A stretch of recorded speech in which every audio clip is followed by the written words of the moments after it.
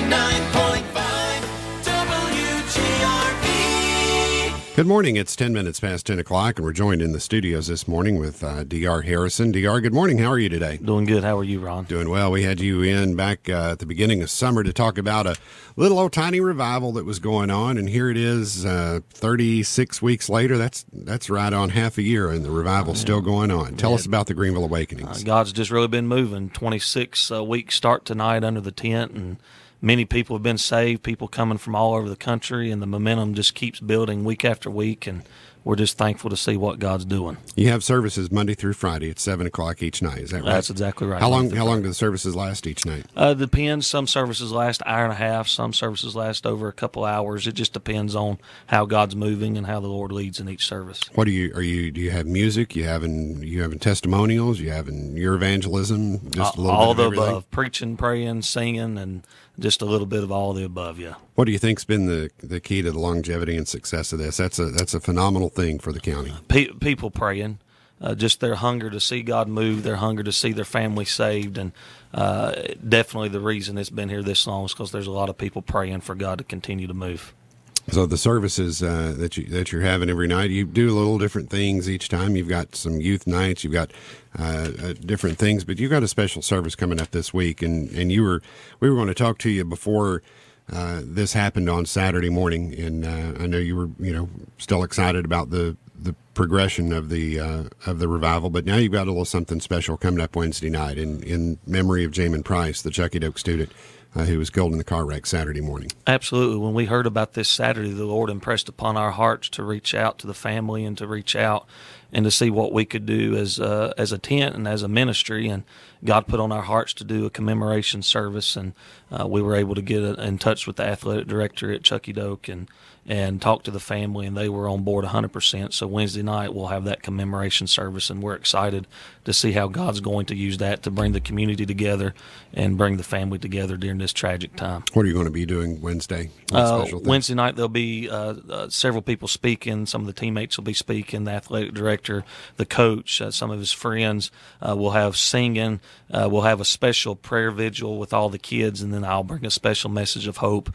And we're just praying God speaks to hearts and comforts everybody during this time. What do you tell people during a time like that? That's a hard thing to do, to talk about the death of somebody who was only 16. It's very tough, and it's hard to have an answer a lot of times to why things happen in life.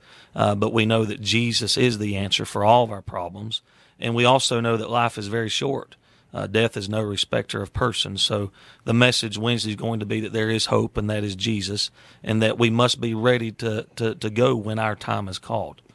How can people use their faith to help them get through tough times like that for the people that are still here? Jesus says he's a friend that sticketh closer than a brother, and that we can cast all of our cares upon him.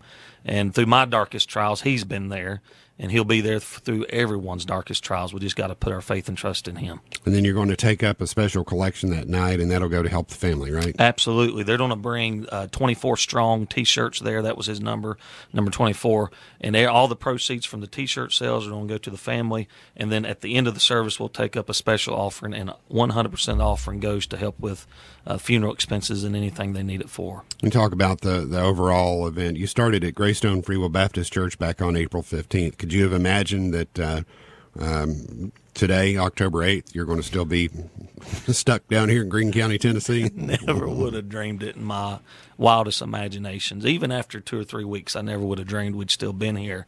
It just seems like a week after week, it's just kept building momentum. And the reality is it doesn't seem like we've been here 6 months. It seems like yesterday that we were just starting. But it's amazing to see what God's done, and we're excited to see what's going to take place in the days ahead. You still have new people coming every night? Every night, new people are coming in from all over the country. We had people there last week that came all the way from Canada, Mexico. We've had people there from Nigeria that came, and it's just amazing to see what God's doing. So, if you've got a church group that maybe wants to come as a group or individuals, we haven't said where it is. It's easy enough to find if you know the area, and most people know the area. Tell us where to go to get there. You can go to 1005 Quaker Knob Road, Chuckey, Tennessee. If you just type in Greeneville Awakening on Google, it's everywhere on Google, Google Maps. You can also go to vohministries.org, and there's an entire section on our website about the Greeneville Awakening, and you can find out all the details there. You know where Fletcher's Piano is? Have you been familiarized with Fletcher's I've heard Piano? of Fletcher's Piano. You're going to hang a left at Fletcher's Piano. That's how, once you get out past the Raytown Crossroads and you hang a right out Old Stage Road, you're either going to go right or left at Fletcher Piano, and Quaker Knob is to hang a left at Fletcher Piano. So you need to get up the road and see there. So it's not an event where you've got like food and hot dogs and popcorn and everything, but there have been some pretty hot nights, and you've got some refreshments there, or at least things to cool down and drink to we have water, keep people hydrated and healthy. Right, we have water, Gatorade. We have all that there available for people, and you can also bring your lounge chair. A lot of people bring their lounge chair when they come. And so you're more than welcome to do that. But Wednesday night, come early to get a good seat because seating is limited. D.R. Harrison, the evangelist, it's non-denominational. Yeah. You're Baptist, you're Pentecostal, you're Methodist, even the Presbyterians, all are welcome, They've right? all been there, yes. Even some Catholics have come. Everybody's been under the tent just about. And you told me you saved how many? There's been close to 800 saved. The Lord has saved, yes. And you'll stay here till they're all saved. Yeah, we'll stay here till God's done. Where were you before? Where was the revival, or where were you evangelizing before you came here? We had just come out of a revival in Stanfield, North Carolina, which is south of Albemarle. And there had been 60 or 70 saved in that revival. Yeah. And God led us here, and we've been here ever since. You have no idea where you're going next?